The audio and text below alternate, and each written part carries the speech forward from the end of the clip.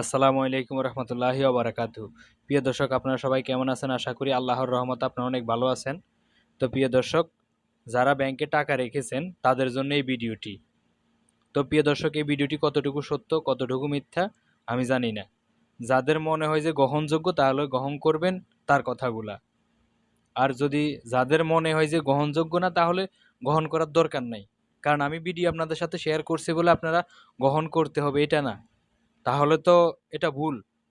কারণ আমি ঠিক আছে, আমি একটা জিনিস এগুলো তার আমি নিজে ভিডিও বানাই না, আমার ভালো মনে হয় বা একটু আপনাদেরকে সচেতন করার জন্য এই জন্য ভিডিওগুলো আপনাদের সাথে শেয়ার করি বিধায় এরকম না যে যাই শেয়ার করি তাই আপনারা মিথ্যাগুলো সত্য মনে করে নেবেন আর সত্যগুলো মিথ্যা মনে করে নেবেন।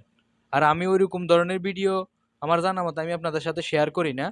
এটা মনে হলো যে আমার কাছে সত্য, এই জন্য আমি আপনাদের সাথে শেয়ার করলাম। কিন্তু আপনাদের কাছে যদি সন্দেহভাজনমূলক হয় তাহলে অবশ্যই আপনারা শেয়ার করার দরকার নাই, আপনারা গ্রহণ করার দরকার নাই। তো প্রিয় দর্শক, কথা বেশি না বলে ভিডিওটি দেখতে থাকুন, কি বলে আপনারা শুনুন। ব্যাংকে আপনার টাকা আছে? তাহলে এই ভিডিওতে আপনার জন্য ভয়ের খবর আছে। ভারতে 12টি সরকারি এবং 21টি প্রাইভেট ব্যাংক আর কয়েকটি আঞ্চলিক ব্যাংক, আর বাংলাদেশে এখন 63টা শিডিউলড ব্যাংক।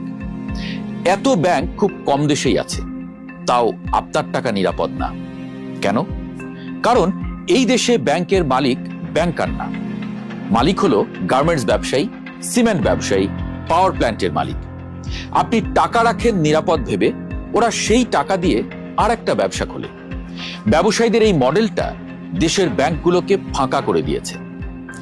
যেখানে আমেরিকা, ভারত সহ পৃথিবীর অন্য দেশগুলো 100 বছর আগেই এই মডেলকে বাতিল করে দিয়েছে, কিন্তু বাংলাদেশে এখনো চলছে। 6টা গ্রুপ।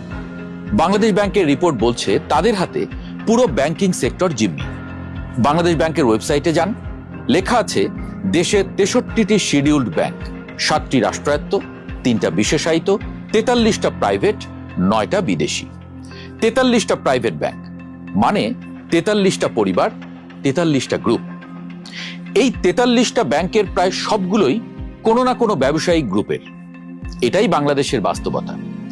এখানে কোনো ডেডিকেটেড ফাইন্যান্সিয়াল ইনস্টিটিউশন ব্যাংক নেই। জেপি মর্গান, এইচএসবিসি, সিটির মতো ব্যাংক নেই যারা শুধু ব্যাংকিংই করে।